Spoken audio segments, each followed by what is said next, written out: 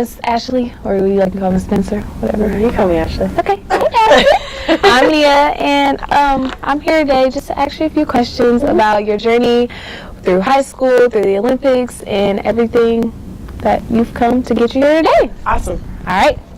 So, what are some of your pre-meet rituals, and what is so special about them to you? Well, one thing that I always do, I always check my nails. I always look down at my nails.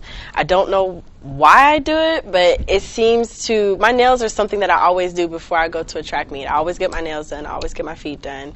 I'm really an advocate on if you look good, you feel good. If you feel good, you run fast. So that's really what's significant about it. My Nana who passed away 2 years ago, she's always been an advocate on grooming.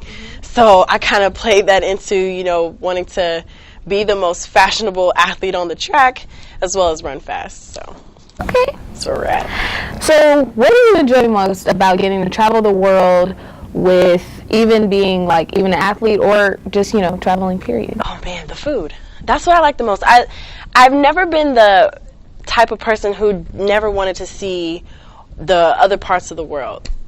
And I love food. I'm a huge foodie. I like to try new stuff. I think my first international experience was Barcelona, Spain. And I had the chocolate dipped fried tarantula. I actually tried that. And it was actually good. It tastes like bacon. Okay. So, if you're, a foodie like me, you really won't mind eating the weird stuff. But I think the biggest thing about traveling is getting to experience the different types of cultures through food. I love that. So your medal in Rio was running. Did you ever run as a kid, or what other sports did you do? As a kid, I did basketball. But the only reason why I did basketball is because my sister did it. I really wasn't the basketball type. I didn't really start running track until middle school, and I really did run track in middle school. It was more like my friends are at the track meet, I'm gonna go because my friends are there. So in high school is when I really started getting serious about it and wanting to be a professional athlete. So I know that during training, you trained for years and years up to this. Were there ever any spots in training where you were just okay, I'm done with this, bye? You always get your moments of weakness as an athlete. It's mentally, physically, and emotionally draining. You want to be the best athlete you can be, but you never know what somebody who trains in Jamaica is doing. You never know what somebody who trains in the Czech Republic is doing. And there's moments where I've called my mom, tears in my eyes, I really don't think I'm strong enough to do this.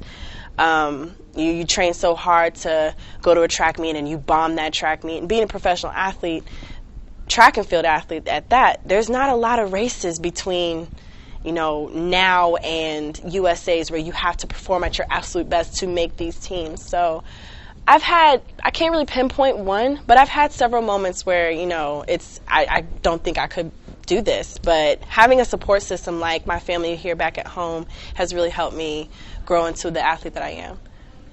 Okay. So as an athlete, have you ever gotten injured? And what was the hardest part about it? I actually got injured right after I transferred from Illinois to Texas. I had lost my grandmother to cancer, and I was just so emotionally all over the place. I actually tore my quad at regionals. It was right before the national final. I was going for my third national title in the open quarter. And it was really hard on me because I never saw myself as being the person to get injured. It was difficult. I had rehab for 9 months. I still ran through my injury. They told me with my tear I had 3 weeks, but the national final was in 2, and we were leaving for it in a week. So I tried to come back prematurely, didn't work. I took the summer to rehab and get myself back together.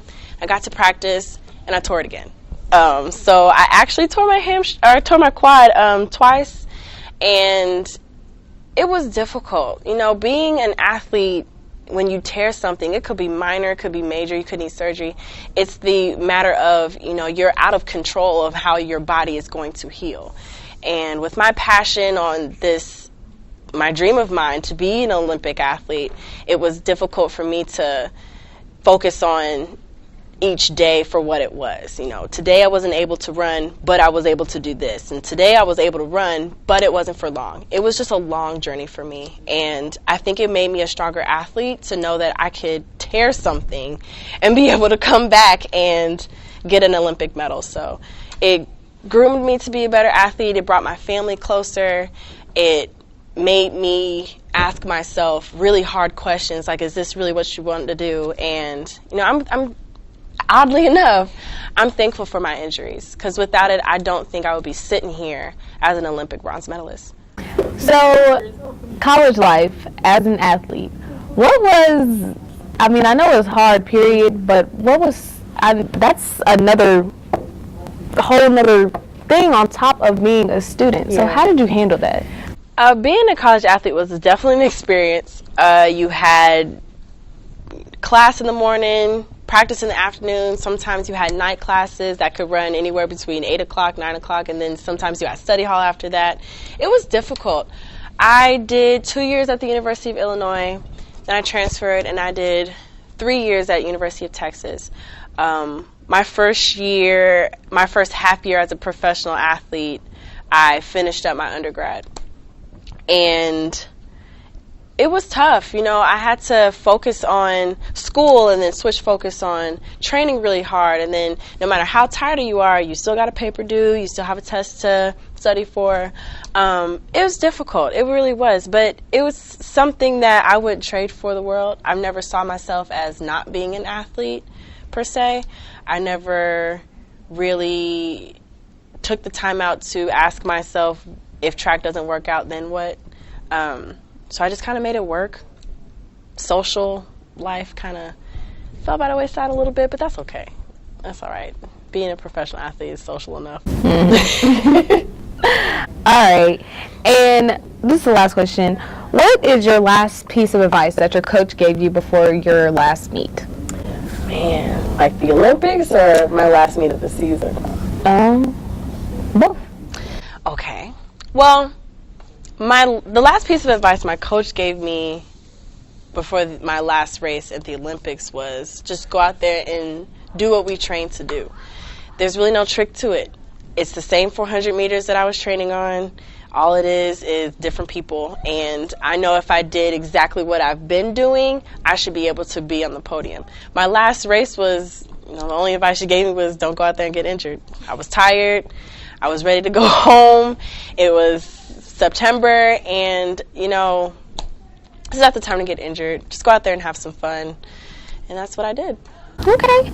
Well, is there anything else that you want to add, you know, to wrap up our interview? I'm just really thankful that you guys invited me here to be here at Ellen again. It's really special. I love being here. I really love being back at Ellen, and I thank you guys so much for having me. It was really fun, and you guys are such an amazing little group of people. Hi. That's all. Okay, well, thank you for coming here and talking to us about your life, everything, the Olympics, and we just want to say thank you for coming. No problem. Yay.